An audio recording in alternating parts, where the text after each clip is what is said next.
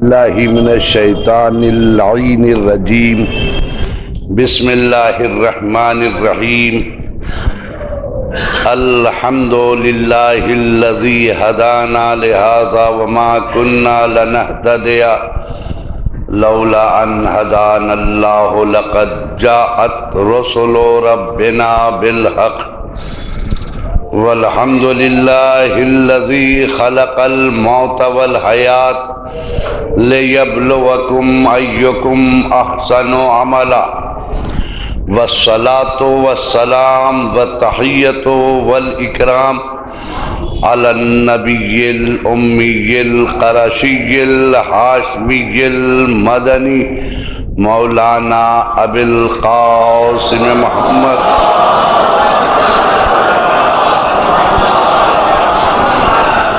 وآلہ الطیبین الطاہرین المعصومین المنتجبین ولعنۃ اللہ علی اعدائہم وقتلتہم وغاصب حقوقہم ومنکر فضائلہم من لیلنا ھذا الی یوم الدین اما بعد فقد قال اللہ تبارک و تعالی فی کتابہ المبین وہو اصدق القائلین وقولہ الحق ومن الناس من یشری نفسہ ابتغاء مرضات اللہ واللہ رؤوف بالعباد صلوات محمد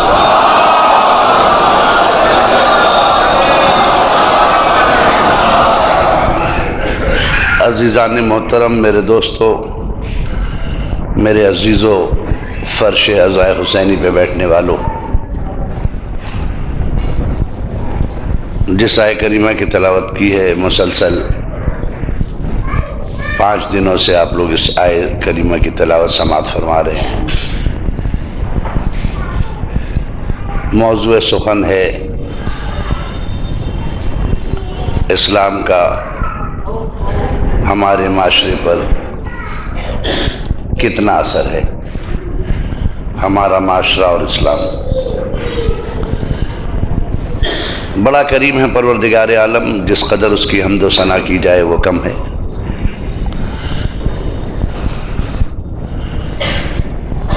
اس کی ذات ایسی ذات ہے جو مٹی کے زمین کے سینوں کو چیر کے وہ دانے کو اگاتا ہے، اس کو ثمر آور کرتا ہے۔ وہ اپنے بندوں سے بے انتہا پیار کرتا ہے، ذرا سی بھی تکلیف بندوں کی دیکھنا پسند نہیں کرتا۔ وہ اس قدر پیار کرتا ہے کہ اگر بندے کو کوئی تکلیف ہوتی ہے، ایک لمحے کے لیے اگر بندہ بھول بھی جائے تو وہ متوجہ کرتا ہے کہ میں ہوں نا، مجھے پکارو، میری طرف متوجہ تو ہو، میں تمہارے لیے ہوں۔ ناراض بھی ہو جاتا ہے تو صرف انتظار کرتا ہے کہ میرا بندہ مجھے منا کے تو دیکھے، میں مان جاؤں گا۔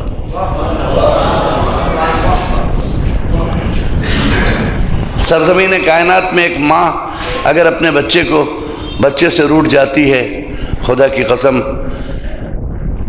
جتنی دیر ایک ماں کو منانے میں لگتا ہے، اس سے کم وقت میں اس کا خدا راضی ہو جاتا ہے۔ کاش ہم اپنے پروردگار کی طرف متوجہ تو ہوں، ہم اس راستے پہ تو چلے جس پہ میرا مولا چلا ہے۔ کاش ہم ان کی خوبیوں کے ساتھ ان کی عادتیں بھی تو اپنے معاشرے میں لے کے آئیں جو ہمارے اہل بیت کی عادتیں تھیں۔ آج ضرورت ہے اس کی کہ ہم اپنے پروردگار تک پہنچنے کے لیے ہمارے پاس بہترین ذریعہ اہل بیت ہے، اور اہل بیت کے علاوہ کوئی دوسرا راستہ نہیں ہے محمد و آل محمد کے علاوہ جو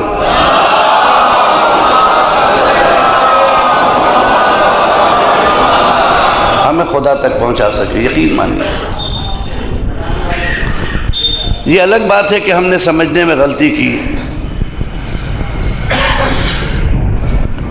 ہمیں جو سمجھنا چاہیے وہ ہم سمجھ نہیں پا رہے ہیں۔ دیکھیے، دو چیزیں ہوتی ہیں انسان کی زندگی میں، ہر شخص کی زندگی میں ہے، جہاں کہیں بھی سفر کرتا ہے اس کی زندگی میں دو چیزیں ہوتی ہیں، ایک اس کی منزل ہوتی ہے، ایک اس کا راستہ ہوتا ہے۔ ایک منزل ہے جہاں آپ کو جانا ہے، ایک راستہ ہے جس پر آپ کو چل کے جانا ہے، ٹھیک ہے؟ اگر ذہن میں منزل ہو تو انسان کٹھن سے کٹھن راستوں کو طے کر لیتا ہے اپنی منزل تک پہنچنے کے لیے،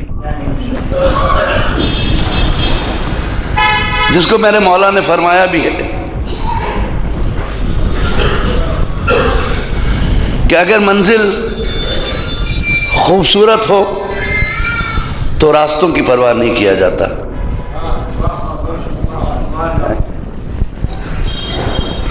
راستوں کی پرواہ نہیں ہوتی اگر منزل خوبصورت ہے تو، وہ کتنا بھی کٹھن ہو۔ اور اگر منزل اچھی نہ ہو تو راستے جتنے بھی خوبصورت ہیں اسے اپنانا نہیں کبھی تو۔ تمام عالم اسلام میں مسلمانوں کا ایک ہی ہدف ہے، انا للہ و انا الیہ۔ جب تک وہ جی رہا ہے خدا کے لیے رہے، جب مر جائے تو خدا تک پہنچ جائے، یہ نا۔ تو خدا ہماری منزل ہے، خدا ہماری منزل ہے، علی ہمارا راستہ ہے، یاد رکھیے، خدا ہماری منزل ہے، علی ہمارا راستہ ہے۔ انسان یہی بھول کر جاتا ہے۔ کچھ لوگ علی کے پاس آ کے آگے بڑھنا نہیں چاہتے، وہ سمجھتے کہ مجھے منزل مل گئی۔ تم جسے منزل سمجھ رہے ہو منزل نہیں ہے، وہ راستہ ہے جو تمہیں منزل تک پہنچائے گا۔ ایک شخص راستے پہ تو چلا، جا کر تھک کر ایک جگہ بیٹھ جائے، آگے نہ بڑھے تو منزل ملے گی؟ کہا نہیں صاحب، کہا کیوں؟ کہا اس نے راستے کو منزل سمجھا ہے، راستہ اور ہوتا ہے، منزل اور ہے۔ اسی طریقے سے خدا ہماری منزل ہے، علی ہمارا راستہ ہے۔ جی،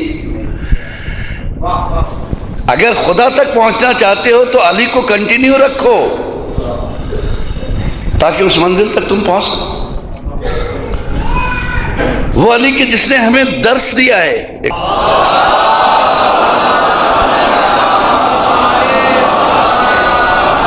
تو پہلے زمانے میں ہم لوگ جو علماء ممبر پہ آتے تھے قوم کو نقطہ سمجھانے کے لیے جو مثال دیتے تھے وہ آم کی گٹھلی دیتے تھے، کہیں کہ صاحب آپ سوچیے اگر میں کہوں اس گٹھلی کے اندر پورا درخت ہے اور بھرا ہوا آم ہے اور اسی میں پورا باغ ہے اور کئی باغ ہے اس کے اندر، تو تعجب نہیں ہوگا نا، کیونکہ گٹھلی کو اگر ڈالیے گا پھر درخت نکلے گا، پھر آم نکلے گا، اس سے نگائیے۔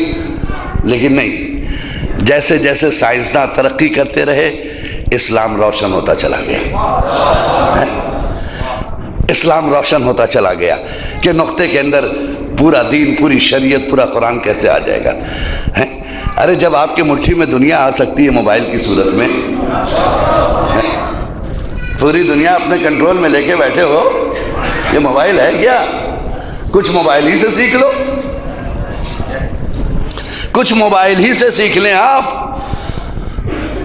موبائل خرید کے لائیں، بیٹی لے کر آئی، بڑا صاحب کتنا ہے؟ 35,000 کا لائیں پاپا۔ اچھا بیٹا بہت خوبصورت ہے، کہ ساتھ ساتھ یہ کیا لائی ہو؟ کور اس کے اندر لگا کے، اتنا اچھا سیٹ ہے، تم نے کالا کور لگا دیا اس پر۔ کہا پاپا اس کی اسکرین خراب نہیں ہوگی۔ اچھا اور کیوں لگایا؟ کہا باہر کے گرد و غبار سے موبائل محفوظ رہے گا، ہے نا؟ اور پاپا جب ہم اس موبائل کو کھولیں گے نیا نکلے گا۔ اچھا اتنا تو سمجھ میں آیا آپ کے کہ کور کیوں لگایا جاتا ہے؟ اس بچی کے سمجھ میں تو اتنا آیا، اسلام نے اسی کو تو کہا ہے نقاب۔ اسلام نے اسی کا نام تو نقاب رکھا ہے کہ جب وہ نقاب سے گھر میں باہر نکلتی ہے، اندر آتی ہے، باہر آتی ہے نقاب سے تو ویسے ہی تر و تازہ ہوتی ہے۔ نقاب کیا ہے، پردہ کیا ہے، پردہ اور حیا میں کیا فرق ہے؟ پردہ اور حیا، کسی کے یہاں پردہ ہے مگر حیا نہیں ہے، بہت سی جگہوں پہ پردہ ہے حیا نہیں ہے۔ دیکھیے حیا بھی ضروری ہے، پردہ نامکمل بغیر حیا کے، دونوں میں فرق ہے۔ پردہ نامحرم کو عورت تک آنے سے روکتا ہے، پردہ نامحرم کو عورت تک آنے سے روکتا ہے، حیا عورت کو نامحرم تک جانے سے روکتی ہے۔ ایک صلوات پڑھیں محمد وآل محمد۔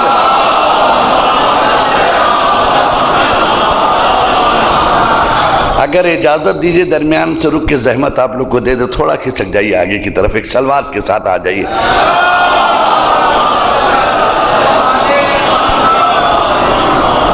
دیکھیں کھسکیے، ہلیے نہیں۔ ہاں کچھ لوگ ہل کے بتاتے کہ ہم کھسک گئے، تھوڑا سا آئیے قریب میں آئیے، صرف ہلنے سے اور قریب آئیے۔ ماشاءاللہ باہر بہت کافی لوگ کھڑے ہیں۔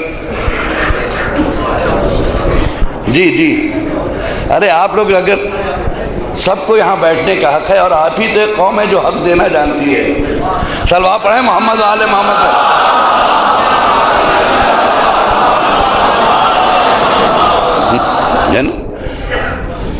اسکرین گارڈ لگا کے رکھیے وہ موبائل پہ۔ بیٹا فون اچھا نہیں لگ رہا، کھلا ہوا تھا تو اچھا نہیں پاپا، وہ اچھا کس کام کا جو برباد کر دے موبائل کو، یہ اس کو سیو کرتا ہے۔ جی اور میں اپنی بہنوں کو، اپنے جوانوں کو، خاص طور سے جوانوں سے زیادہ میں اپنی بہنوں کو، اگر میری آواز میری خواتین، میری بیٹیاں سن رہی ہیں، ان کو ایک میسج دے دوں۔ بات یہاں پر آ گئی کیونکہ اس جگہ سے بہتر کوئی جگہ نہیں ہوتی میسج دینے کے۔ جی موبائل بہت اچھی چیز ہے اور بہت خراب چیز ہے۔ آئے دن ہم فیس بک کا استعمال کر رہے ہیں، واٹس ایپ کا استعمال کر رہے ہیں، اپنی بات کو بہت جلدی ایک دوسرے تک ڈیلیور کر دیتے ہیں فیس بک کے ذریعے لمحوں کے اندر۔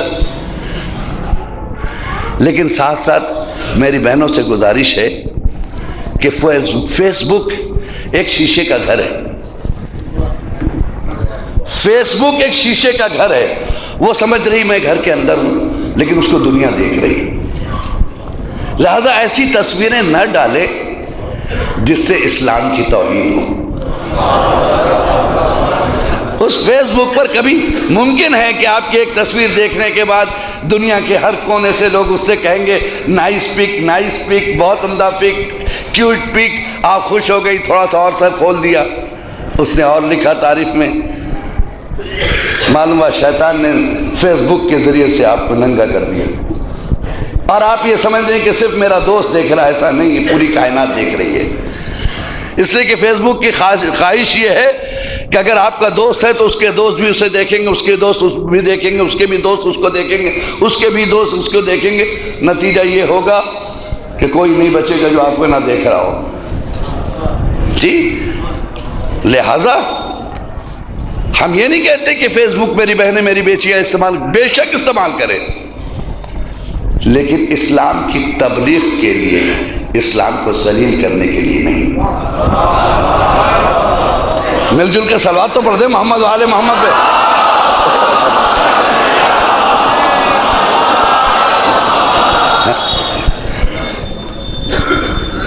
اس طرح کی باتوں پہ کوئی نعرہ وارہ نہیں لگاتا ہے، دیکھ رہے نا، مزہ چاہیے صاحب، مزہ چاہیے ہو۔ صرف خیبر اکھاڑی ہے، ان کو اکھاڑی، دیکھیے کتنا غصہ ہوتے ہیں۔ خیبر اکھاڑ دیجئے مگر ان کو نہ اکھاڑیے۔ ایک صلوات پڑھے محمد وآل محمد پہ۔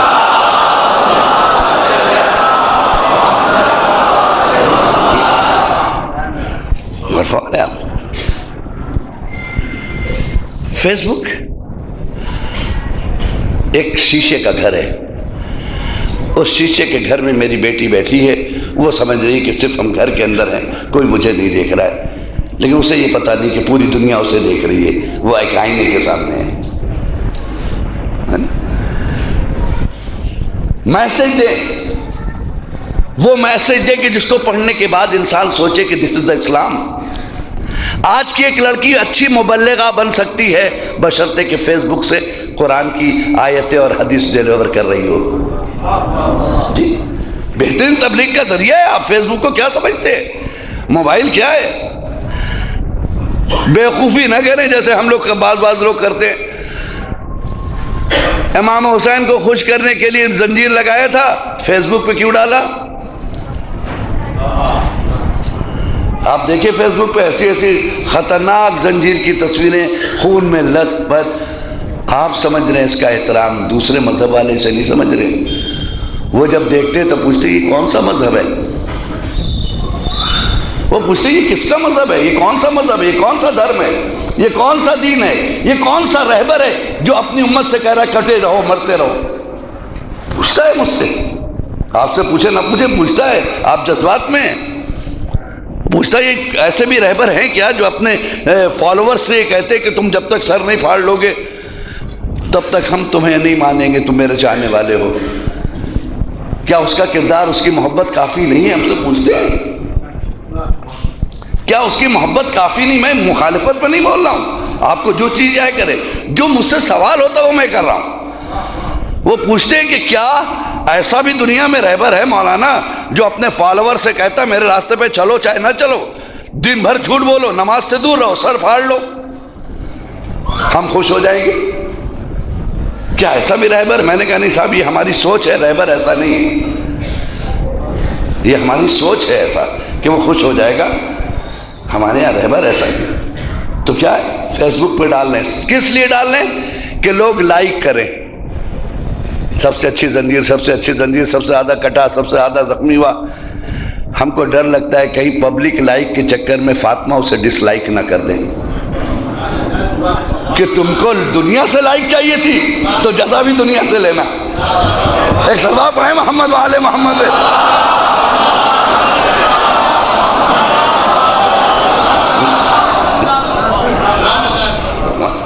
ایسا نہ کہ فاطمہ ڈس لائک کر دے اسے کہ تم لائک چاہ رہے تھے، ماتم میرا کیا، دنیا سے لائک چاہ رہے تھے.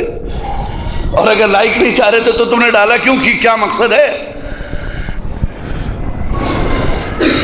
میرے مظلوم کے ماتم دار ہو کر تم نے جو تصویر پیش کی وہ کسی مظلوم کی تصویر نہیں ہو سکتی.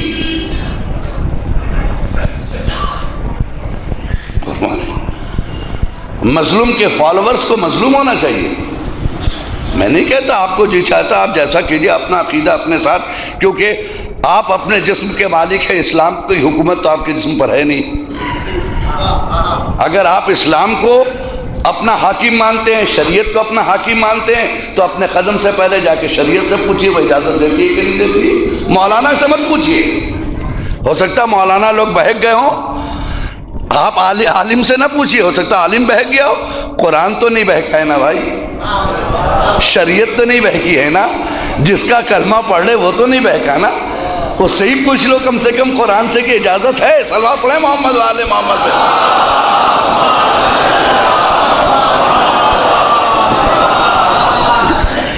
میں نہیں کہتا دل کھول کے کیجیے، منع نہیں کرتا، لیکن کم سے کم بات آئی اس کو ذرا کلیئر کر لے. موبائل کی بات بیچ میں رہ جائے گی، اس کو کلیئر کر لے. جب یہاں داخل ہوئے اس کو کلیئر کر لیں. کبھی آپ سوچئے، بہت حساس موضوع پہ میں آ گیا ہوں، لوٹنا بھی صحیح نہیں ہے جب تک کہ اپنی بات کو کلیئر نہیں کر دوں. میں پہلی بات یہ کر دوں آپ کی کہ میں کسی کی زنجیر کا مخالف نہیں ہوں، کسی کے زنجیر کے ماتم کا میں مخالف نہیں ہوں، اور نہ شریعت مخالف ہے بشرطے کہ زنجیر کا ماتم ہو. زنجیر کا ماتم ہو. زنجیر کا ماتم اور ہے، چھری کا ماتم اور ہے. جی زنجیر کا ماتم اور ہے، چھری کا ماتم اور. یاد رکھیے گا اس کو. زنجیر کو چھری سے نہ ملائیے. فتویٰ لاتے ہیں زنجیر کا اور لگاتے چھری. میں سوچتا تھا عزیزو کیا وجہ ہے؟ زنجیر آج تو نہیں لگ رہی ہے. جو حضرات 80-90 سال کے ہیں انہوں نے اپنے ابا کو لگاتے دیکھا ہوگا، دادا ابا کو لگاتے. کئی سو سال سے لگ رہی ہے نا، کئی سو سال سے زنجیر لگ رہی ہے. میں ایک دن بیٹھ کے سوچ رہا تھا کئی سو سال سے لگ رہی تو علماء کوئی آج کے مراجع کرام پیدا ہو گئے؟ مراجع کرام تو پہلے بھی تھے. مراجع کرام پہلے بھی تھے، تو کل کا مرجع خاموش کیوں تھا؟ دیکھیے آپ کی طرف سے وکالت کر رہا ہوں، اور آج کا مرجع کیوں بول رہا ہے؟ کل کے مرجع نے منع نہیں کیا، کل کے مرجع نے منع نہیں کیا۔ ہم کو بتائیے 100 سال پہلے کا کوئی فتویٰ کہ زنجیر پہ منع آیا ہو؟ نہیں آیا۔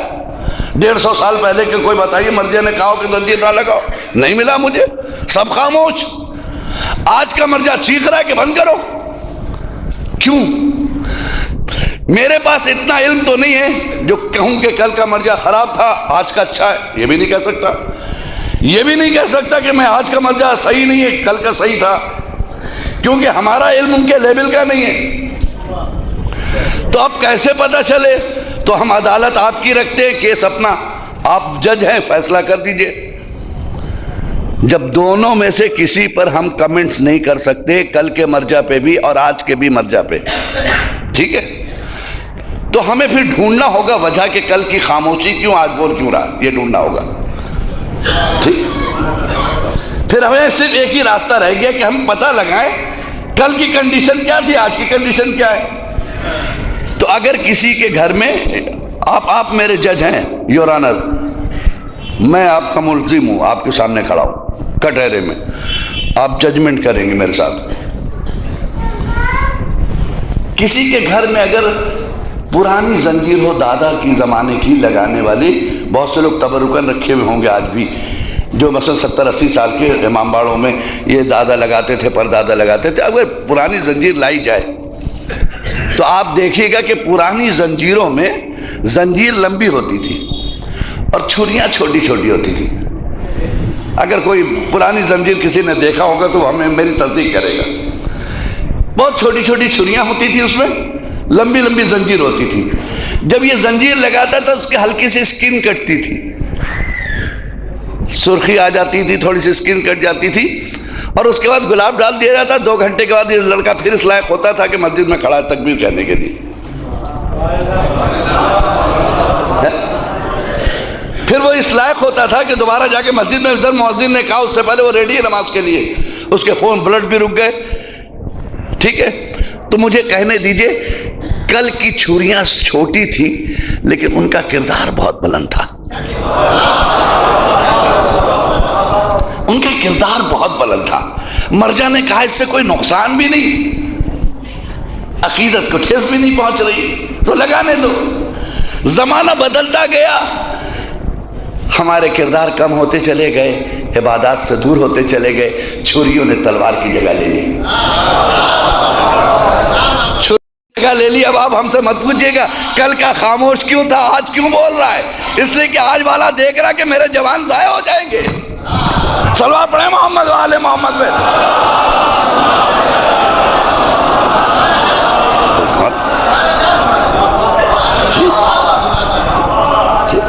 ایک اور صلوات پڑھیں محمد والے محمد پہ۔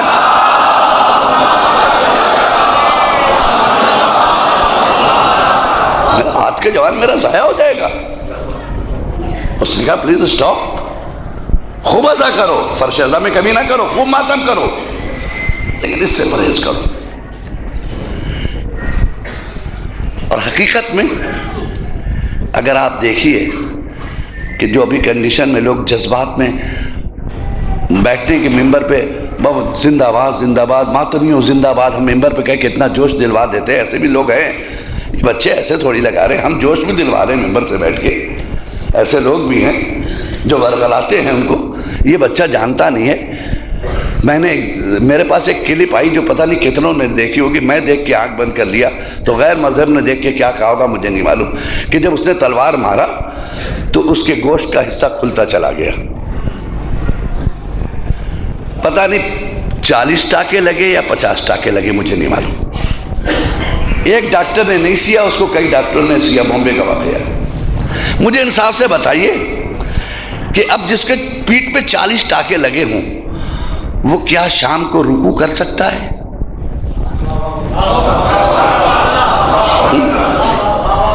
کیا یہ شام کو وہ کام کر سکتا ہے جس کے لیے علی اصغر نے خون بہایا ہے؟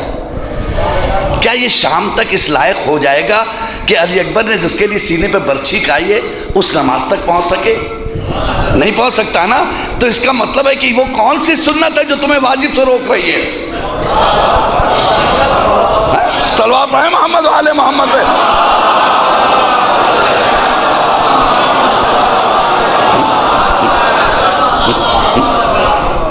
مہینوں اب یہ بچہ اس لائق نہیں رہے گا کہ بستر سے اٹھ سکے جب تک کہ اس کے زخم نہ بن جائے۔ یہ مولا ہی ہے، اس کے کاندھے پہ اس کی بیوی بچوں کی ذمہ داری نہیں ہے، اور اگر شادی نہیں کیا تو بوڑھے باپ کی ذمہ داری نہیں ہے، اور اگر دونوں چیزیں نہیں ہیں تو اسلام کی ذمہ داری نہیں ہے،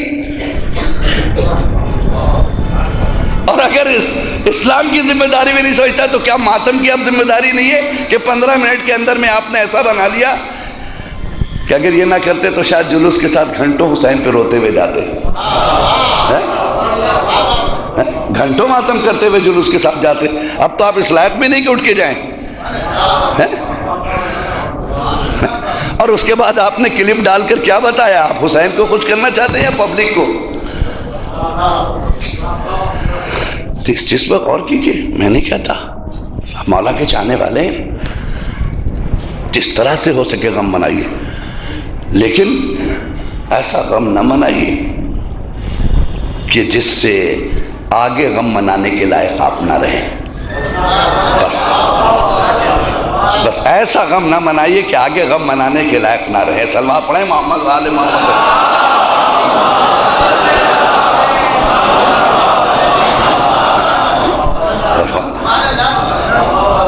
بس میں یہی جملہ کہوں گا، اس سے زیادہ نہیں، اس سے بہتر شاید جملہ بھی نہیں ہوگا کہ جو میں نے آپ کے سامنے ادا کیا۔ ایسا غم نہ منائیں کہ آگے غم منانے کے لائق، ایسا غم منائیں کہ جب تک سانس چل رہی ہے حسین کے غم گسار رہے۔ جی ایسا غم منائیں کہ جب تک سانس چل رہی حسین کے غم سوگوار رہے۔ جی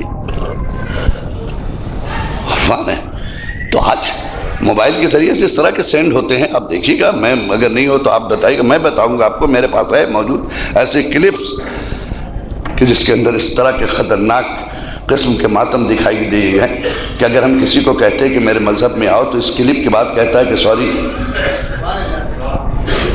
ہم نے کہا کیوں بھائی سوری کیوں؟ تو ہم سے بھی یہی کروائیے گا آپ۔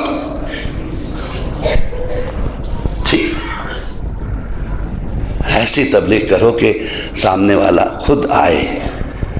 دیکھیں، کسی کو یہ نہیں کہا جاتا کہ حسین پہ رو، وہ غم بیان کرو کہ وہ خود روئے۔ ٹھیک، آپ کسی سے کہیں میرے حسین پہ رو، نہیں رو سکتا، وہ کربلا پیش کرو، جس میں درد ہے تو وہ خود کو روک نہیں سکتا۔ یہ موبائل ہے، اس موبائل کی میں ایک صفت کیا ہے؟ سب میسج ڈیلیور ہوتے ہیں نا، دیکھا ہوگا آپ نے، بہت سے بچے جو ہوتے ہیں رات کو ماں باپ دیکھتے بتی جل رہی ہے، اندر سے کمبل کے اندر سے بھی لائٹ آ رہی، وہ سمجھ ابا سو رہے ہیں، جاڑے کے زمانہ منہ لپیٹ کے اندر سے میسج کر رہا ہے وہ۔ ٹھیک ہے، 1 بج گیا، 1:30 بج گیا، میسج پہ میسج ڈیلیور ہو رہا ہے ایک دوسرے کا۔ سکھائیے بچوں کو یہ کہ بیٹا یہ چیز اچھی ہے، لیکن جب تیرے دین کے لیے فاسد بن جائے تو پھر اچھی نہیں ہے۔ اب میرا ایک سوال ہے آپ کا، جو اس انٹرنیٹ کی دنیا میں، اس سائنسٹیفک دنیا کے اندر میں، جس نے میرے اسلام کے بہت سارے پرابلم کو سالو کر دیا ہے، ہماری باتیں روشن ہو گئی ہیں۔ پہلے ہم کسی سے کہتے تھے قرآن اس سے پہلے کہاں تھا تو کہا جاتا تھا لوح محفوظ پہ، لوح محفوظ پہ قرآن ہے نا، یہاں کیسے آیا؟ کہا وحی کے ذریعہ۔ واٹ از دا وحی؟ یہ وحی کیا ہے کہ وہاں کی آیتوں کو منتقل کر رہی ہے؟ کہا قلب محمد پہ اترتا تھا۔ کیسے اترتا تھا؟ کوئی دکھائی نہیں دیتا تھا لانے لے جانے والا، مگر قرآن وہاں سے ڈیلیور ہو کے یہاں آ جا رہا ہے۔ لیکن آج کی دنیا نے اسے ثابت کر دیا کہ 1400 سال پہلے جو اللہ نے کہا تھا وہ صحیح ہے نا بھائی؟ آج کیا ہے یہ میسج؟ کیا ہے بھائی؟ جب آپ میسج بھیجتے ہیں، میرا چیلنج ہے کہ آج تک دنیا میں کسی کا میسج کسی کو نہیں ملا۔ اگر مل گیا ہو تو مجلس کے بعد آپ ہم سے مل لیجئے۔ آج تک کسی نے بھی جو اپنے تختی، وہ تختی تو ہے جس پہ آپ ٹائپ کرتے ہیں، اسکرین انگلش میں اسکرین کہتے ہو، تختی ہے جس پہ لکھا جاتا ہے، موبائل کی اسکرین ہے نا۔ آپ نے دیکھا کبھی آپ نے سینڈ کیا ہو سارے حروف اڑ کے چلے گئے ہوں؟ نہیں نا، آپ نے سینڈ کر دیا، دیکھا یہ وہی ہے، نیچے لکھ کے آ رہا سینٹ، بھیجا جا چکا ہے۔ پھر گیا کیا؟ ڈپلیکیٹ، اوریجنل یہاں ہے، اوریجنل آپ کے پاس ہے، ڈپلیکیٹ ڈیلیور ہو گیا۔ اب آپ سمجھ گئے؟ تو جب ہمارا بنایا ہوا قانون، ہمارے بنائی ہوئی ٹیکنالوجی اوریجنل رکھ کے ڈپلیکیٹ کو ڈیلیور کر سکتی ہے، تب اگر اللہ تعالیٰ لوح محفوظ پہ اصل قرآن باقی رکھے اور قلب محمد کو اتار دے تو تعجب کی کیا بات ہے؟ صلوات پڑھیں محمد و آل محمد پہ۔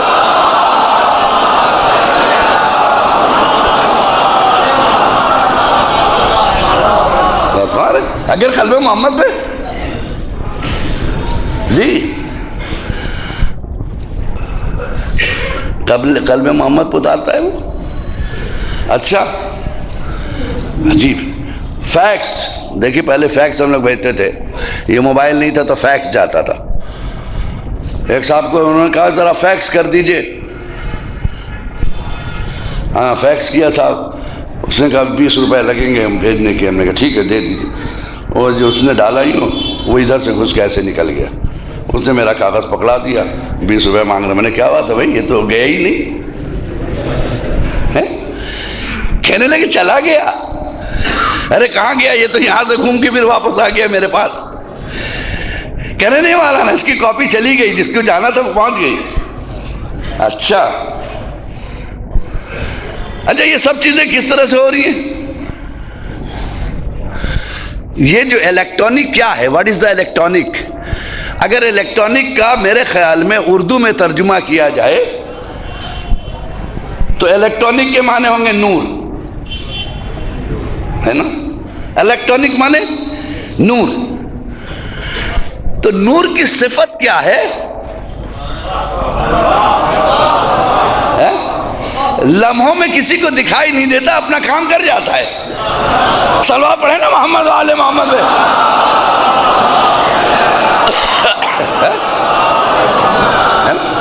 جی نور کی صفت ہے، یہاں سے وہاں ڈیلیور ہو جائے گا، پتہ ہی نہیں چلے گا آپ کو، جبکہ آپ کا بنایا ہوا نور ہے، اس کا نہیں، اس کا تو اس سے زیادہ ہیوی ہے۔ شاید یہی وجہ تھی کہ اللہ نے اپنے حبیب کو معراج پر بلایا۔ میرے حبیب جو میں نے ڈیلیور کیا ہے لوح محفوظ میں آ کے ملا لو۔ صلوات پڑھیں محمد و آل محمد پہ۔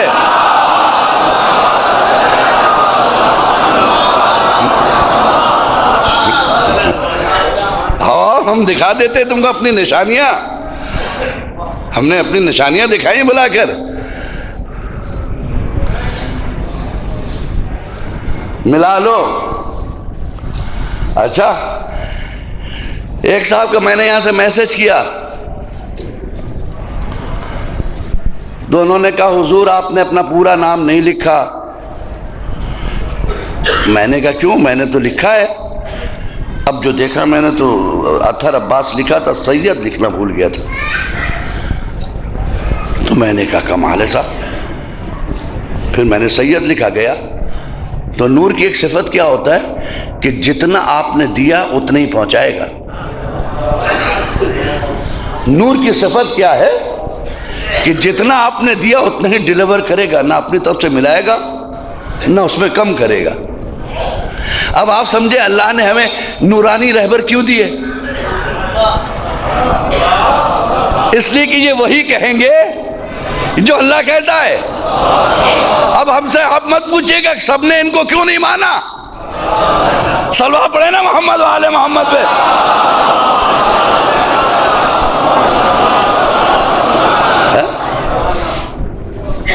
سب نے ان کو کیوں نہیں مانا؟ اسی لیے نہیں مانا کیونکہ انہوں نے شرط لگا دی تھی، ہم تو وہی کریں گے جو قرآن اور سنت کی روشنی میں ہوگا، کیونکہ نور آیا سامنے۔ اور نور کی ایک صفت کیا ہے جی؟ ایک نور کی صفت یہ ہے کہ نور جو ہے اس کی اسپیڈ اتنی ہے، اتنی اسپیڈ ہے کہ صاحب میرے پاس الفاظ نہیں ہے کہ میں نور کی صفت کیا بتا سکوں، اس کی اسپیڈ کتنی ہے۔ نور کی صفت یہ کہ ادھر انگلی رکھا، ادھر وہ 200 کلومیٹر دور کی لائٹ جل گئی، اس کے جلنے میں دیر نہیں لگی، میرے انگلی رکھنے میں دیر لگی۔ کتنی تیز؟ 200 کلومیٹر پہنچا وہ، ہے نا؟ ادھر انگلی رکھا، ادھر جل گیا۔ آواز،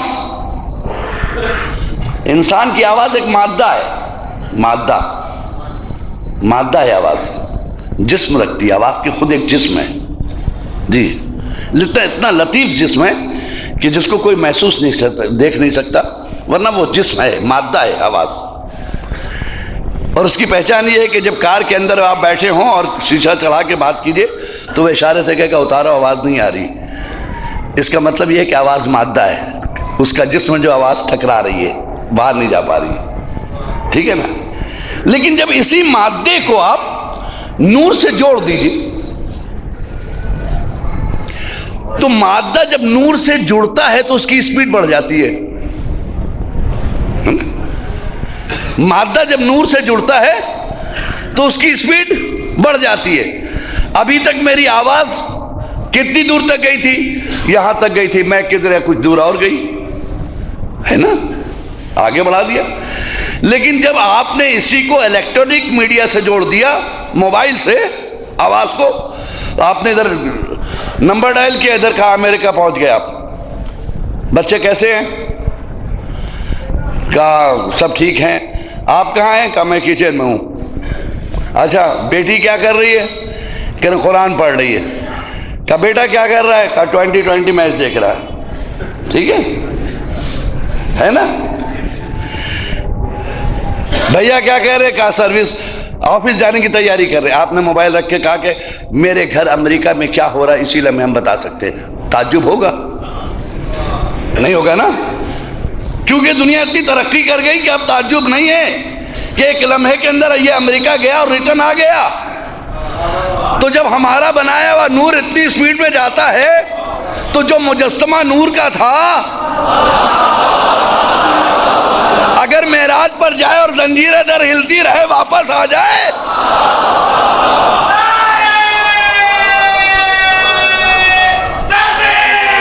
اللہ اکبر،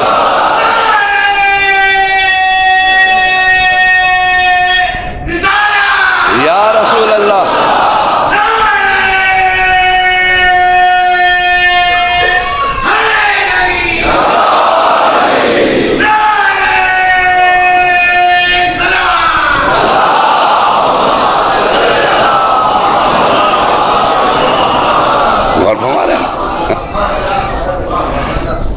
گیا اور واپس آ گیا۔ تعجب کی کیا بات ہے؟ اب معراج سمجھ میں آئے؟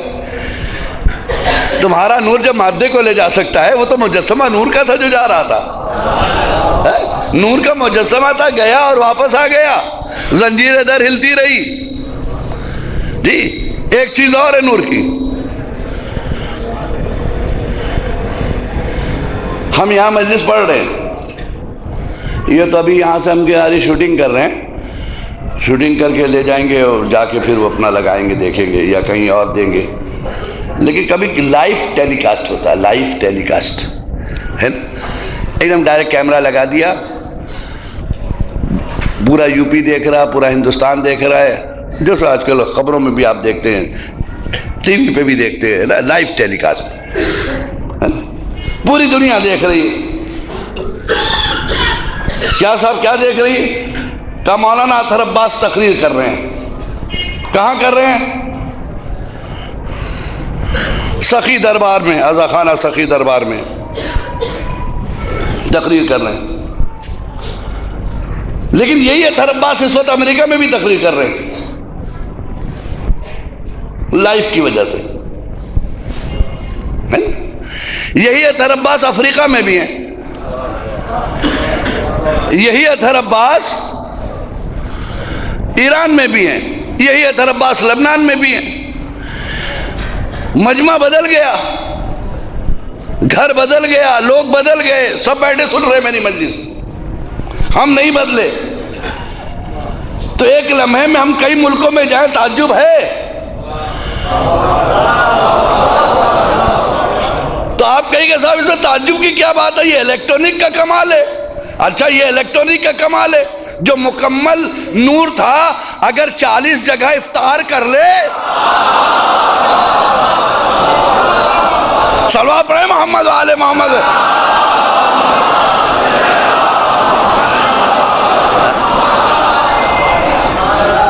تو ہم سے پوچھتے ہو کہ ایک علی 40 جگہ کیسے پہنچا؟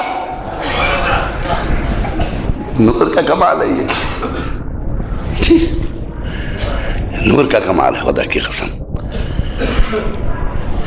یہی وجہ ہے، یہ نور کا کمال تھا جو نو کے نیزے پہ بول رہا تھا، ٹھیک، نور کا کمال تھا وہ بھی،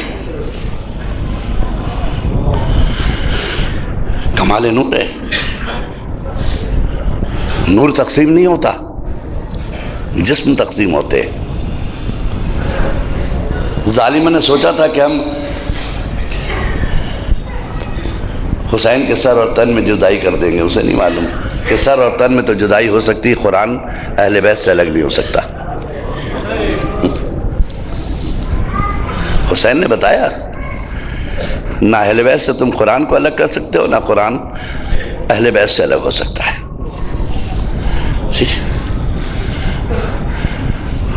لوگ قرآن کو دیکھیں گے، اہل بیت کو یاد کریں گے، اہل بیت کو دیکھیں گے، قرآن یاد آ جائے گا۔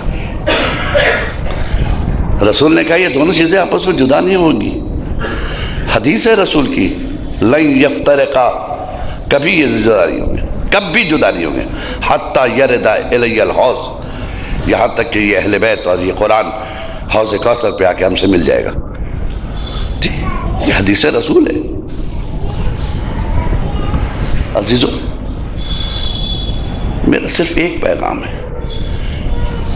تم ماتمدار ہو، خدا کی قسم تم سے زیادہ حسین قریب کسی سے نہیں ہے۔ کوشش کرو ان سجدوں کی حفاظت کرو جسے فاطمہ کے لال نے بچایا ہے۔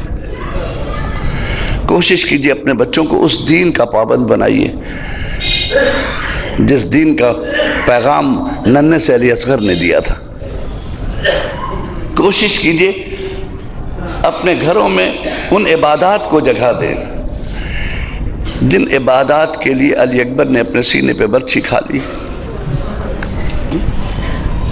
کوشش کیجئے اس دین کو پامالی سے بچا لیجئے جس کو جناب قاسم نے بچانے کے لیے خود کو پامال کر دیا تھا۔ گھوڑے میرے جسموں پہ دوڑے مگر اسلام کے ارکان کو ہم گرنے نہیں دیں گے۔ اللہ اکبر۔ اور یہ دین کا وہ پیغام تھا جسے ایک مجبور بہن کربلا سے کوفہ، کوفے سے شام لے کر جا رہی ہے۔ زینب راہ کوفہ اور شام کے درمیان ہے۔ کون زینب؟ جس کے لیے صرف اتنا ہی کافی ہے کہ کوفے کی وہ شہزادی تھی۔ شام زیارت کرنے جائیں گے نا، عراق زیارت کرنے جائیں گے انشاءاللہ جو لوگ جاتے ہیں، جب کوفہ جائیں گے تو وہاں بیت علی ملے گا، وہ کمرہ بھی زیارت کریں گے جس میں زینب رہتی تھی۔ جناب زینب جس میں رہتی تھی وہ زیارت کیجیے گا۔ اندر کنواں تھا، اندر اسی کے اندر سے بی بی اندر سے پانی لے لیتی تھی، کبھی بھی باہر جانے کی ضرورت نہیں پڑی، اندر ہی۔ حسنین کا کمرہ الگ ہے جہاں بچے مطالعہ کرتے تھے۔ زینب کی زیارت کرنے کے لیے کوفے کی عورتیں اجازت لیتی تھی کہ بی بی کی زیارت ملے گی۔ شہزادی سے ہم ملنا چاہتے تب کہیں موقع ملتا تھا زینب تک پہنچنے کا۔ ذرا سوچو عزیزو، آج اس زینب کو یہ پتا چلے کہ اسی کوفے سے مجھے گزرنا ہے ننگے سر، اس زینب کے دل پہ کیا گزرے گی؟ سوچئے کہ جسے معلوم ہے کہ یہاں کی ہم شہزادی ہیں، یہاں کی بیویاں ہم سے ملنے کے لیے ترستی تھیں، آج میں ان کے درمیان ننگے سر جاؤں گی، میرے ہاتھ بدھے ہوں گے، ظالم کے ہاتھ میں تازیانہ ہوگا، علی کی بیٹی اتنی مجبور۔ بلایا شمر کو، سنائے کہ تو ایک خواہش پوری کرتا ہے؟ کہا کیا خواہش ہے؟ کوفے کے باہر قافلہ رکا ہوا ہے، سنا تو کچھ خواہشیں پوری کرتا ہے۔ کہا کیا بتاؤ؟ کہا میری خواہش یہ ہے کہ ہمیں کوفے سے نہ لے جا، باہر سے لے کے چل جا، ہمیں کوفے سے نہ لے جا۔ اس نے کہا ہم نے بازار کوفہ سجایا آپ کو لے جانے کے لیے۔ کہا دیکھ شبر، ہم اس کوفے کی شہزادی رہ چکے، ہائے میری زینب آج کتنی مجبور ہے۔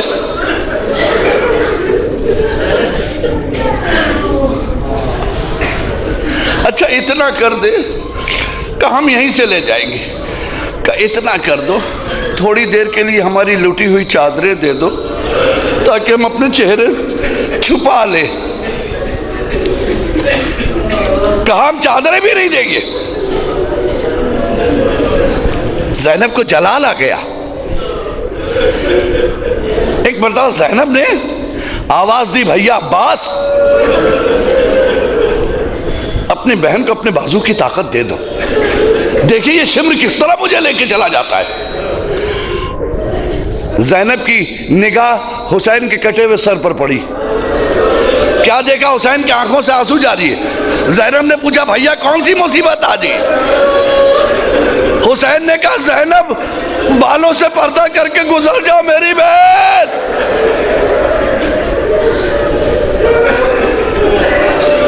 جزاکم اللہ خیر الجزا۔ آپ کی آوازیں گریہ بلند ہو رہی، خدا سوائے غم حسین کے کوئی اور غم آپ کی زندگی میں نہ دے۔ اللہ رے میری زینب، اللہ رے میری شہزادی، سلام ہو زینب تمہاری عظمتوں کو۔ عجیب منزل سے گزری ہے زینب۔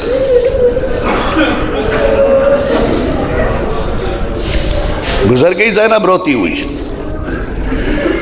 راہ کوفہ سے گزر رہی ہے، گزر گئی۔ عجب عجب منظر بھی دیکھ رہی ہے زینب راستے میں۔ ایک منظر دیکھنے کو زینب کو ملا، ایک بی بی نے دیکھا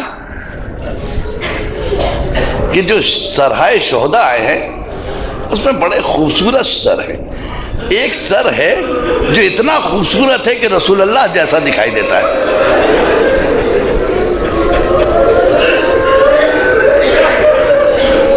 رسول جیسا دکھائی دیتا ہے، اتنا ہم شبیہ پیغمبر دکھتا ہے یہ۔ یوسف کا حسن اس کے سامنے بیکار ہے، اتنا نور تو میں نے کسی کو نہیں دیکھا، اور اتنا کڑیل جوان، اس کی زلفوں سے لگتا خوبصورت جوان ہے یہ۔ اپنی سہیلیوں کو بلایا، گھبرا گئی، کہا میں نے ایسی قربانی کبھی نہیں دیکھی تھی۔ کہا جلدی آؤ۔ کہا کیا؟ کہا اس سر پہ کے پاس چلو، ہم ایک دعا کریں گے، تم آمین کہنا۔ بیویوں نے علی اکبر کے سر کو گھیر لیا۔ اس عورت نے کہا میرے اللہ، جب یہ جوان شہید ہو رہا ہو اس سے پہلے اس کی ماں مر گئی ہو۔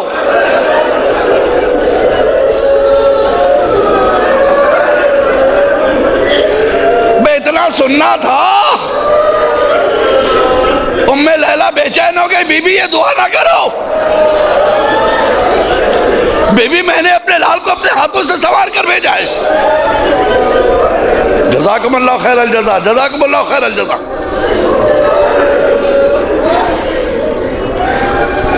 عزیزوں، بڑے بڑے امتحان گاہ سے زینب گزری ہے۔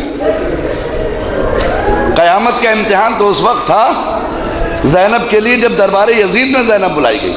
پہلے تو بات یہ تھی کہ جب تک دربار سجا نہیں تھا بیبیاں گھنٹوں کھڑی رہی دروازہ، پیروں میں سوجن آ گئی تھی، اتنی دیر کھڑا کیا گیا تھا۔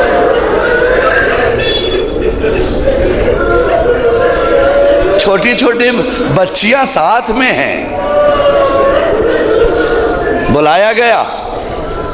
یزید پوچھتا ہے کہ میں نے سنا ہے کہ اس میں علی کی بیٹی زینب آئی،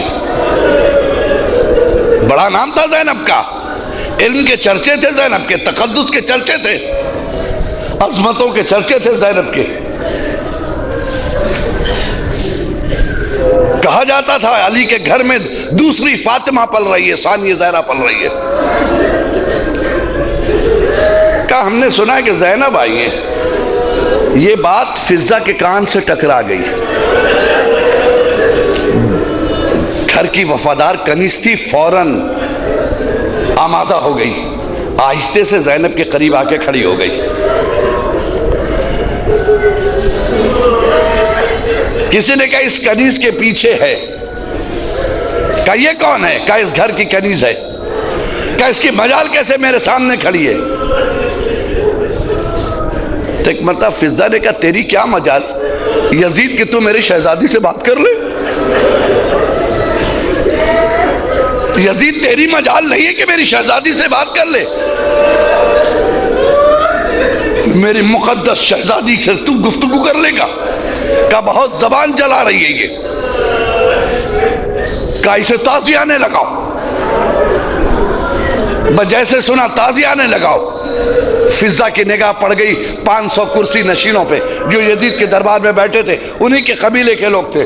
فضہ نے ایک جملہ کہا، اے حبش کے غلاموں، تمہیں کیا ہو گیا ہے؟ تمہارے قبیلے کی عورت پہ یہ ہمیں تازیانے لگائے اور تم بیٹھے دیکھتے رہو گے؟ تاریخ نے لکھا وہ جوان جو بیٹھے تھے انہوں نے ایک مرتبہ تلواریں نکال لی۔ یزید اگر کسی نے اس پر ہاتھ رکھ دیا تو ابھی خون کی ندی بہہ جائے گی۔ بھائی یہ دیکھنا تھا جملہ کہ زینب گھبرا گئی، گھبرا کے ایک مرتبہ نجف کا رخ کیا۔ اے بابا، بابا ایک کنیز کی آواز پہ اتنی تلواریں، تیری زینب اکیلی ہے۔ اے بابا، ارے کوئی مدد کرنے والا نہیں۔ سیعلم الذین ظلموا ای منقلبین ینقلبون۔ الہی بحق زہرا و ابیہا و بالہا، ربنا آتنا فی الدنیا حسنہ وفی الآخرۃ حسنہ وقنا عذاب النار۔ ماتم حسین۔ ہم کو ہے اپنی جان سے پیارا غم حسین۔ اللهم صل على محمد وآل محمد